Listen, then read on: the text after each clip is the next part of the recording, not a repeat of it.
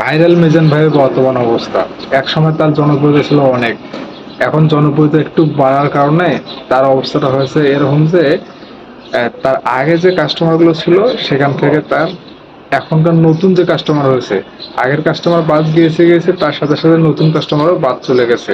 কারণ হলো তার যে অহংকার বেড়ে গেছে, 2 টাক ভাত সেল করতো, তো এখন সে 5 টাক ভাত সেল করে। তো এর কারণে তার একটা ব্যবসার যে চাহিদা সেটা বেড়ে গেছে। তো চাহিদা বেড়ে যাওয়ার কারণে সে কি করতেছে, যেটুকুই রান্না হচ্ছে সেটুকুই মনে করছে বেড়ে দিতেছে, যেটুকুই রান্না হচ্ছে সেটুকুই বেড়েছে। তার কাস্টমারদের যে চাহিদা সেটা সে পূরণ করতে পারতেছে না।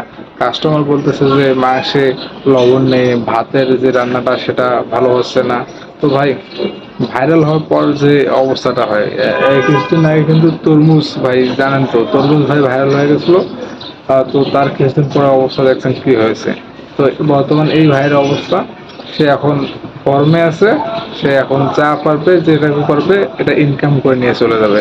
তো সেই কারণে আমি বলবো ভাই, আপনার ফেস ভ্যালু বেড়েছে, আপনার কাস্টমার বেড়েছে, এতে কিন্তু আপনি আহ, ইয়ে হবেন না, উত্তেজিত হবেন না। আপনি আপনার কাজ করে যান, দেখবেন যে আপনার আহ, সবকিছু ঠিক হয়ে যাবে একদিন।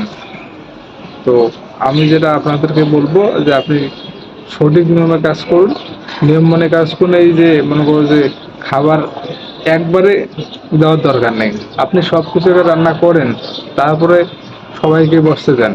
তো এরকম হয়েছে যে একটা রান্না হয়েছে, ডাল হয় নাই, মাংস নাই, তো এতেই মনে করো যে খাওয়া দাওয়া বাইরে, খাওয়া বেড়ে দেওয়া শুরু করে দিচ্ছে। তো এইরকম করে দিলে ভাই আপনার কাস্টমার তো থাকবে না, আপনার কাস্টমার চলে যাবে। তো আবারও আগের নিয়ম মানেন, তাহলে দেখবেন যে আপনার কাস্টমার, মানে কাস্টমারগুলোকে ধরে রাখতে পারবেন। ধন্যবাদ।